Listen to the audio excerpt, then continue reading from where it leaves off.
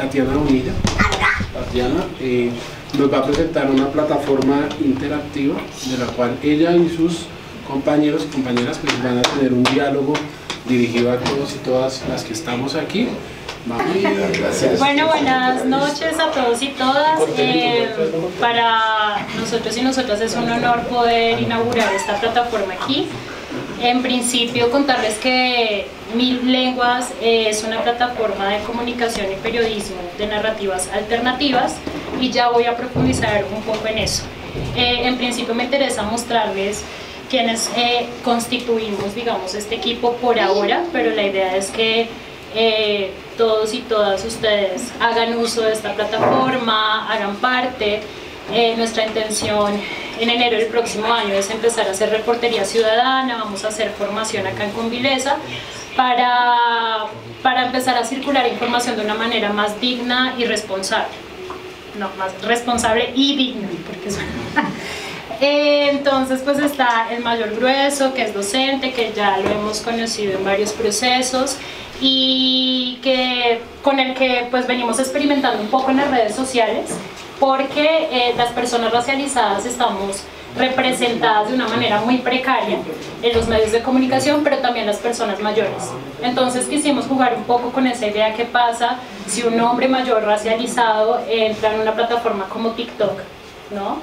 Y pues hizo ahí, yo creo que mucho activismo a favor de la candidatura de Francia Márquez y creemos que el efecto fue muy interesante. Hay mucha gente que se sentía identificada a través de la risa, de la ironía, pues con ciertas maneras de hacer crítica social, ¿no? Entonces con el mayor grueso hemos tenido esos avances y la idea con él es consolidar un noticiero que hable de las noticias de actualidad, pero desde nuestra perspectiva. Está Diego Arturo Grueso, mi compañero, que viene adelantando un podcast que se llama La Clínica del Sujeto. Diego ha venido articulando con otras personas, sobre todo del ámbito académico, y es como una mirada disidente sobre temas que usualmente tocamos, pero que quizás ya no nos atrevemos a volver a revisar, y creo que Diego y Julián han hecho un avance en ese sentido y la idea ahorita es tener articulación con ellos y ellas y que nos cuenten un poco cómo ha sido el proceso.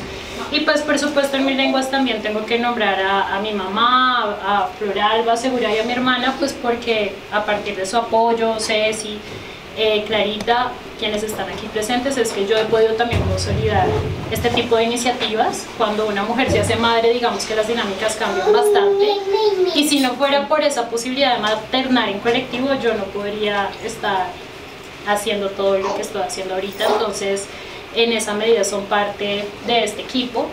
Y Mil Lenguas se trata sobre eso, de visibilizar narrativas que están totalmente invisibilizadas. ¿Qué pasa con una madre que hace reportería y quiere hacer análisis político, quiere hablar de relaciones internacionales, pero desde la maternidad?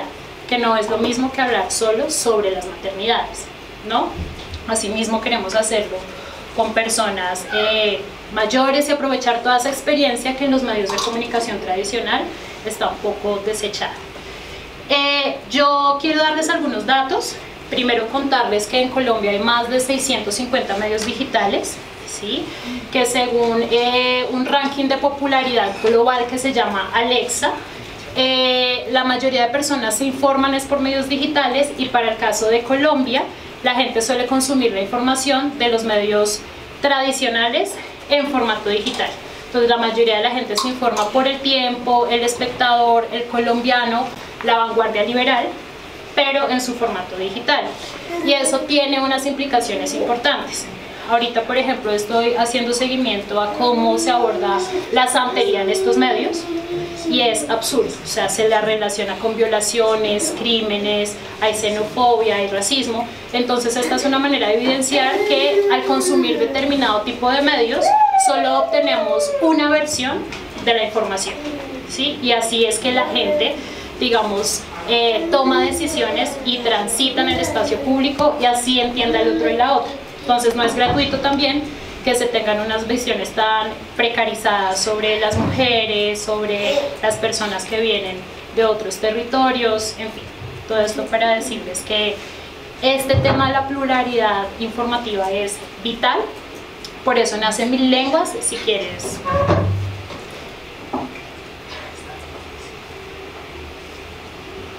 Entonces, como les decía, en el caso Colombia, aunque esta no es su principal actividad económica, Sarmiento Angulo y pues todos estos grandes hegemones, por así decirlo, que ya conocemos, son los dueños de los medios de comunicación. O sea, a pesar de que aparentemente hay muchas opciones ahorita y sobre todo en internet, quienes son los dueños y están dando los recursos para estos medios, pues son los dueños de las empresas en Colombia, y en esa medida pues la información que nos llega está mediada por intereses económicos y políticos, y eso hay que reconocerlo. Entonces un medio como este nace un poco para hacer contrapoder, porque una de las potencias del periodismo es que siempre debe ser contrapoder, y nace para visibilizar esas cosas que los medios no quieren mostrar, no ni siquiera porque no sean rentables, sino hay unas resistencias ahí porque hay unos poderes en juego, ¿no? Entonces, pues tenemos ya redes sociales, tenemos la plataforma que ahorita la vamos a conocer, está en una página web hecha con WordPress, pero estamos migrando a otras posibilidades porque la idea es que se vuelva una plataforma interactiva. Y no solo interactiva, sino que la audiencia tenga la posibilidad de participar de la información que consume. Estamos acostumbrados cuando leemos el periódico a que la información nos llega y algunas veces algunas personas interpretan de una manera alterna esa información que reciben. Pero cuando uno tiene una interacción directa con esas narrativas, algo distinto pasa. Hay un sujeto activo y hay un sujeto político ahí. Tenemos Facebook, tenemos Twitter, tenemos YouTube, Instagram y TikTok. Entonces, como les decía, es una plataforma transmedia. Transmedia significa que el mismo contenido lo vamos a rotar por diferentes plataformas de manera distinta, ¿no? Entonces, lo que ustedes encuentran en un artículo escrito, lo van a encontrar en un video, lo van a encontrar en podcast, y la idea es jugar como con todos esos formatos que están haciendo, y ahorita les voy a mostrar como algunas cosas con las que estamos jugando, porque finalmente la idea es explorar. Y al ser, digamos, gente tan diversa, pues también es hacerlo con base en nuestras particularidades. Y bueno, entonces nuestra misión va a ser visibilizar la diversidad de las ciudadanías como elementos que favorecen la pluralidad, el derecho a la información y la libertad de expresión a través del diseño, la producción, la circulación de contenidos y estrategias narrativas que aportan a la inteligencia colectiva y a la construcción de ciudadanías autónomas y participativas. Y pues queremos consolidarnos hacia 2027 como una plataforma ya reconocida como cualquiera de las otras que ustedes consumen usualmente, y que hable de innovación audiovisual, que sea sinónimo de calidad. No van a ser solo, digamos, artículos de opinión, van a haber reportajes de corte investigativo. Es decir, aquí, digamos, quienes entren a ser parte del equipo, a integrarlo, pues vamos a hacer un trabajo importante en ese sentido. Y pues que nos distingue, en principio, como ustedes ven, el equipo lo conformamos personas mayores, madres, líderes y lideresas, sobre todo de comunidades negras y afrodescendientes en este momento, pero la idea es pues integrar a todas esas personas que tienen como visiones alternas sobre lo que es habitar en ciudades como esta. Y bueno, como ya les decía, pues la idea es que haremos producción sonora, audiovisual, y tendremos innovación digital y transmedia. Entonces, antes de que te quería hacer, y para compartirla con las personas que están aquí, nos están brindando su tiempo también en este lanzamiento, es qué significa para ti incursionar, digamos, en estas plataformas, y cómo podría tu conocimiento también transformarse y llegar a la gente de pronto que más lo necesita. O sea, para mí ha sido muy significativo porque, digamos, es abordar la problemática a partir de los temas que uno a diario ve. Pero también es central que la gente se acostumbre a ver otras caras. Yo busco un poco también como agredir el establecimiento, como decirle al establecimiento que hay otras voces. Bueno. que tenemos diferentes formas de ver el mundo, sentirlo, y eso me parece a mí importante. O sea, que la gente que está mirando hacia acá diga, hay que mirar acá también. Eso es lo que he tratado de hacer y de buscar posicionar una imagen, ¿no? Que creo que podemos lograrlo si todos nos ponemos como en función de trabajarle con la idea de que queremos ser alternativa, dentro de los alternativos. ¿Sí? Es que el humor hace parte de la construcción de nosotros. O sea, si ustedes ponen cuidado a eso de vivir sabroso es un sentido también de resistencia que está relacionado con la alegría, con el burlarse, y eso lo hicieron todos nuestros antepasados, hicieron eso. Cuando ustedes miran, por ejemplo, el currulao es una forma de burlarse de los bailes que hacían en los grandes salones los españoles. Y usted ve la jota y todo ese tipo de cosas, es una forma de burlarse de ellos. Ellos con eso gozaban, o sea, mientras en los grandes salones estaban bailando ellos, sus formas todas, no todas así. Allá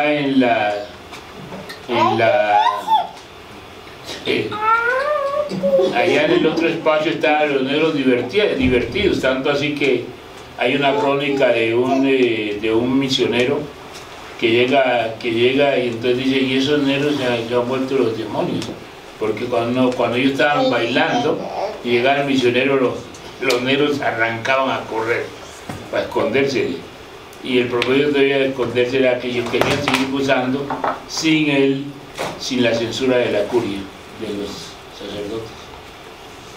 Muchas gracias. Y Diego, tú eres abogado. ¿Qué significa en términos de derecho la pluralidad informativa? Porque eso es importante en estos contextos. Pues más allá del derecho es importante expresarse, pues se expresa también como derecho, que es como uno de los pilares de la democracia liberal, el derecho a expresarse y no ser censurado por ello. Pero siendo de las bases de la democracia liberal, es uno de los derechos que más restringido está, porque aparentemente hay diferentes canales y diferentes formas de expresión a las cuales usted puede acceder, pero no hay el mismo acceso, no hay la misma amplitud de acceso. Los derechos generalmente suelen clasificarse como, bueno, hay unos que generan gastos para el Estado, o sea, el deber de derogación, como los derechos de tercera generación, entonces son esos que el Estado tiene que invertir para que se den. Uno de los más comunes es la educación. Entonces el Estado tiene que invertir en infraestructura, en contenidos, entonces hay como un deber de hacer del Estado. Con respecto a los derechos de primera generación se supone que hay un deber como de no hacer, como de no impedir, y que se aflore a través de la libertad de cada individuo la posibilidad de expresarse o de predicar una religión, pero realmente eso no es así en las expresiones, en el derecho a la expresión mucho menos, porque si usted no tiene los medios para que su expresión sea escuchada, si no hay la suficiente respaldo, sea estatal o no, pero respaldo que en todo caso es económico, pues poco puede hacer para que su voz, a pesar de que la grite, sea escuchada. En términos de, digamos, la contemporaneidad de los medios digitales, pareciera más democrático y mucho más asequible para la población expresarse y consumir información, producir información y llegar a ella. Y eso es cierto hasta cierto punto, o eso es verdad hasta que usted se enfrenta con las restricciones propias de la base del soporte que tiene esas formas de expresión. Lo que tú decías ahorita, la gente consume medios digitales, pero las plataformas digitales de los medios de comunicación, ahí realmente no ha pasado mucho, y generalmente por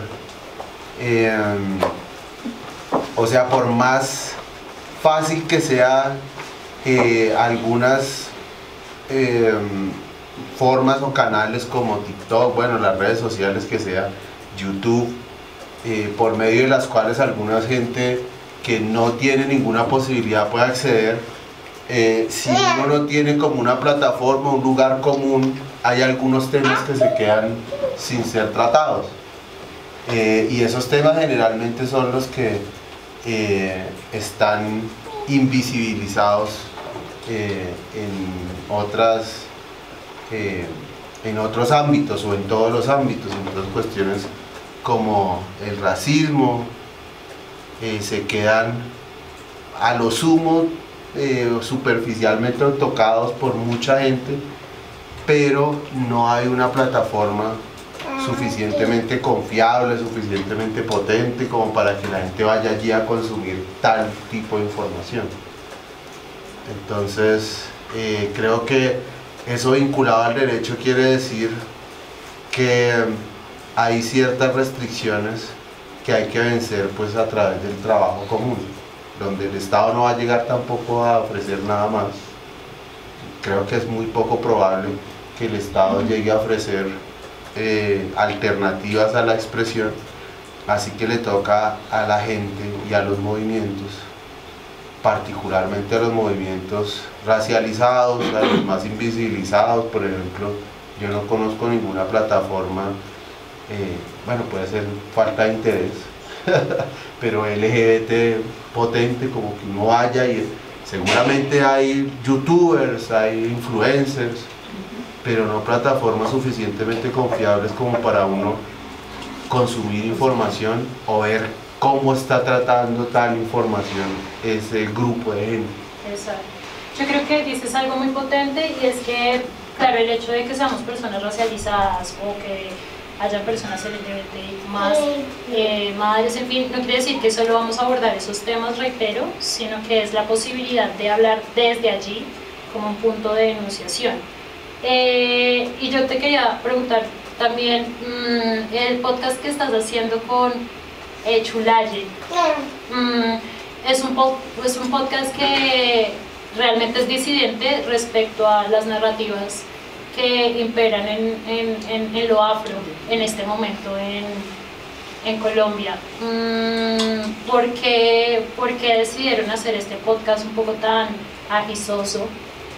¿Qué cosas no habían podido, digamos, de pronto comentar en otros espacios? ¿O por qué escogen incluso el mundo sonoro y no el video para expresar ese tipo de narrativas?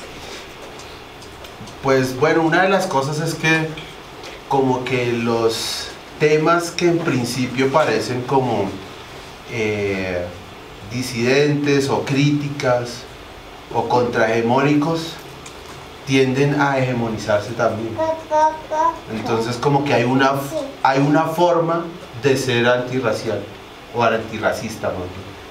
Hay una forma de abordar el tema del racismo que empieza a ser incluso aceptado entre los grupos que exigen reivindicaciones en ese sentido. En ese sentido, a veces la crítica se empieza a petrificar, como a hegemonizarse en cierto sentido. Y para nosotros siempre es, y en temas raciales más que todo, si usted no hace crítica de la crítica, no está haciendo nada. Está aceptando una forma de supuestamente pelear contra el racismo, y hay formas de escapar de una cárcel para entrar en otra. Y también es porque, bueno, personalmente yo y Julián estudiamos esos temas o los leemos, pero la emergencia de la situación, por ejemplo, de la victimización en Colombia, pues lo obliga a uno a dedicarse todavía a los temas de derechos humanos y a las cosas pues más básicas, pues, que la gente no la maten, que la gente negra no la desplacen. Pero otros temas, digamos, un poco más, como con más de filigrana, en términos tal vez filosóficos o al menos de discursos, pues toca aplazarlos. Y para mí, pues, digamos modestamente, lo toman solo superficialmente un grupo de gente y empiezan a decir lo mismo una y otra vez. Y yo creo que así no se puede hacer crítica. Entonces hacer crítica, la crítica es muy necesario, así a veces suene como transgresor o fastidioso, y también por eso en audio, porque si uno escribe, no, pues un white paper sobre, no sé, sobre el privilegio racial, creo que no lo lee nadie. Y hay cosas que hay que decir para incomodar, y uno lo incomodan más las palabras.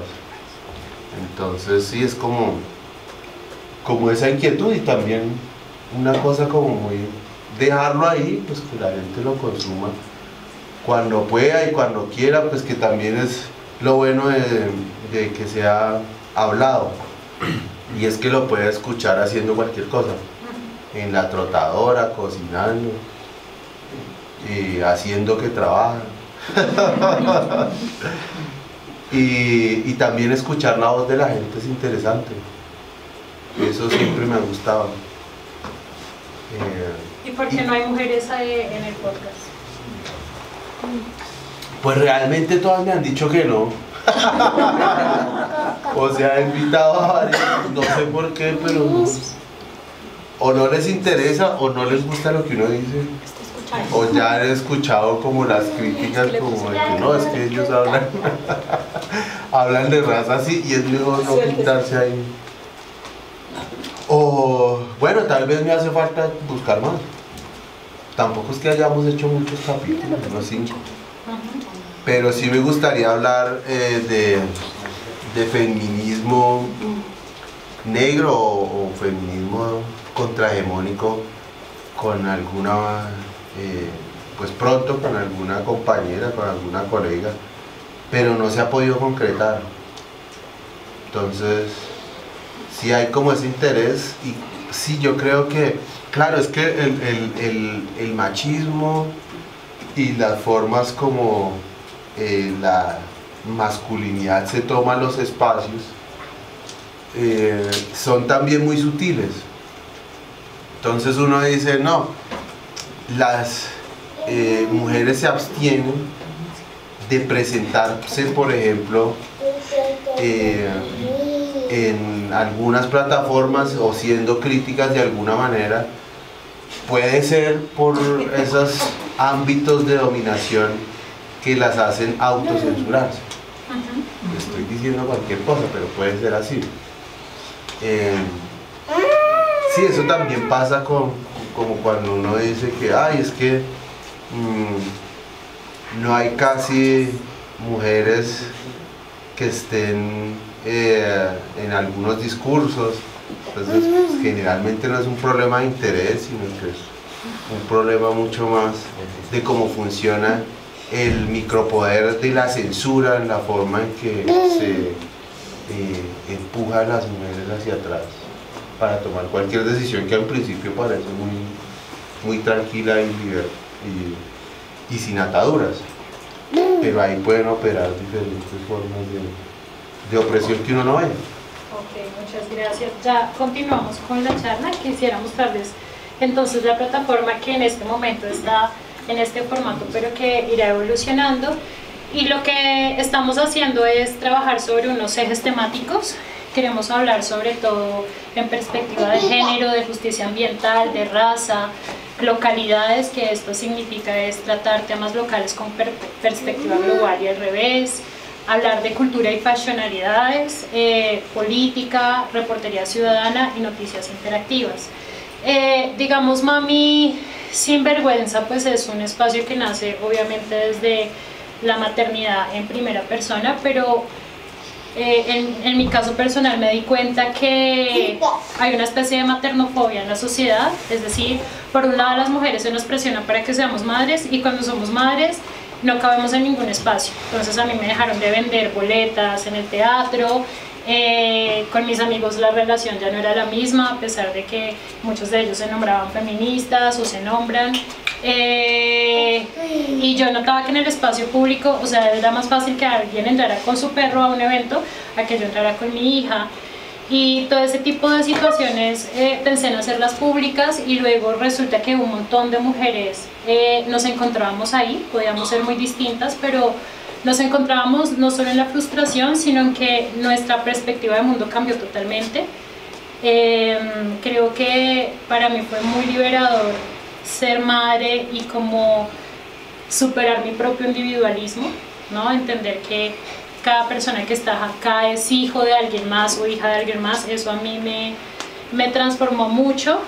Y también tuvimos en algún momento la posibilidad de entrevistar a Francia en el marco de su campaña y fue muy potente cuando ella habló de su maternidad, ¿no? Porque era además una visión que iba más allá de una postura feminista hegemónica, sino cuando ella habla, o sea, ahí por primera vez entendí cuando hablaba de el útero mayor, la casa grande, pero pues todo lo que implica ser madre en un contexto como estos.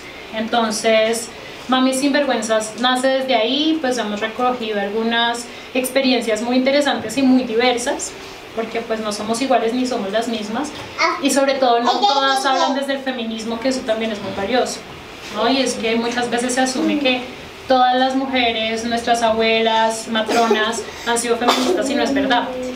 Entonces esto ha sido interesante para recoger esas otras experiencias. La clínica del sujeto, que es de la que ha hablado Diego, desde unos referentes pues que a los que ellos vuelven una y otra vez y que es interesante también cómo los interpretan. Y pues el mayor grueso, que ha sido muy interesante porque es también la irreverencia de la tercera edad. O sea, uno siempre piensa que la innovación viene solo de parte de las personas más jóvenes y creo que este experimento nos ha mostrado que no es verdad. Y quería mostrarles como el tipo de contenido que tenemos, si quieres eso. Entonces, por ejemplo, crónicas sobre cómo se da la xenofobia en un país como Colombia, análisis de producciones audiovisuales donde nos cuentan nuestras historias de otra manera. Si esta peli no la han visto, se la súper recomiendo. La de Mujer Rey, que habla de la historia de las Agoyi. Este evento, la conmemoración de la Ley 70, que seguramente les llegó a ustedes por semana, por una publicación de semana, pero ahí pasaron muchas cosas interesantes y muy potentes, ¿no? El acto que tuvo Francia, digamos, con estas mujeres y este hombre de las Fuerzas Armadas, de las Fuerzas Militares, eso fue contundente y creo que quedó un poco invisibilizado, pero aquí, digamos, les contamos como otra narrativa. Y aquí experiencias, digamos, de otras mujeres con las que nos hemos ido encontrando y que hacen parte del campo científico, en fin. Entonces, en esta parte, pues, están los artículos escritos, pero que, como les digo, ustedes van a encontrar en formato transmedia. Y aquí en Noticias Interactivas, si puedes entrar aquí por fin. Yo en este momento hago parte de 070, el medio de comunicación de la Universidad de los Andes, y ahí estoy bebiendo de muchos insumos con los que estamos explorando acá. Y aquí estaba preguntándome si había otra manera de presentar las noticias.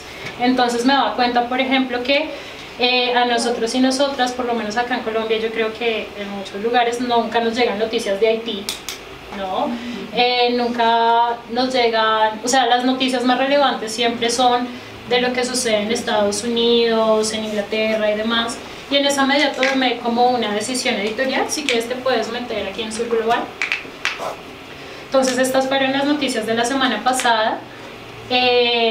pues cuando hablamos de sur global, en este caso nos referimos a noticias de esos países que han sido las principales víctimas del colonialismo y el neocolonialismo por estructuras sociales y económicas desiguales y limitaciones en la esperanza de vida y el acceso a recursos. Entonces, si te metes en Colombia o en el continente africano, pues ahí salen como unas noticias relevantes de lo que sucedió la semana pasada, pero la idea es que quien llegue acá pueda elegir qué le interesa. Y eso a mí me da unas estadísticas, ¿no? Que también me permite ver el tipo de intereses que tienen nuestras audiencias. Pero la idea es que usted siempre tenga la posibilidad de elegir la noticia que le interesa. Y pues también están las noticias de Norte Global. Un poco es una división artificial, pero digamos que nos sirve mucho para ver cómo es el agenciamiento político de la gente que consume información. Entonces este realmente es un ejercicio muy simple, si quieres entrar al Norte Global, pero hace parte de este juego con estas plataformas. O sea, la idea es que ustedes lleguen a esta plataforma y no sea igual que coger un periódico, ¿no? O sea, pues para coger un periódico pues vamos directamente digamos, al papel, pero estamos jugando con esas posibilidades y lo que queremos decirles con esto es que esta es su plataforma, que lo que quieran hacer lo podemos hacer de manera conjunta, que esto es diferente a lo que hacen los influencers, ¿no? Lo que hacen los influencers es valioso y hay mucha gente racializada haciendo cosas súper buenas, pero nosotras y nosotros sí queremos darle como un nivel diferente, queremos hacerlo de manera rigurosa y sobre todo con periodismo investigativo. Entonces ya verán al mayor pues presentando como noticias, seguir el podcast de la Clínica del Sujeto, ojalá con mujeres también, y pues mamis sin vergüenza, pues con mamis que ya se cansaron de sentir culpa todo el tiempo, ¿no? O que nos cansamos. Pues yo no siento culpa, pero es gracias a que he estado súper acompañada y me he sentido muy protegida. Y ya, entonces, también la idea es invitarles a que hagamos reportería ciudadana. Si ustedes quieren hacer parte de eso, creamos red, vamos a los territorios, analicemos las noticias que nos llegan. Esto es poder, o sea, no es solo la posibilidad o el derecho a informarse, sino el tipo de narrativas que circulan son muy importantes. Si tenemos la posibilidad con los correos que ustedes nos compartieron, les vamos a mostrar lo que resulta de este reportaje que estamos haciendo sobre santería en los medios de comunicación, y de verdad es increíble, o sea, es increíble lo aberrante que son algunas narrativas, y lo que queremos hacer es señalar a esos medios que tienen una responsabilidad respecto a las audiencias, pero si no nos comportamos como sujetos políticos, esas narrativas se quedan instaladas, ¿no? Al punto que hay mucha gente que ya tiene que esconder, digamos, pues esas ritualidades, y se supone que estamos en un estado en que eso es posible. Y bueno, esto por nombrar muchos temas. Si necesitan hacer denuncias y demás, pues nos estamos acompañando con otra gente, con la FLIP, ¿no? Que es esta Fundación para la Libertad de Prensa, y bueno, todas las connotaciones que significa ser periodista. Entonces yo les agradezco mucho, pues a partir de este momento pues damos por inaugurada la plataforma, y entonces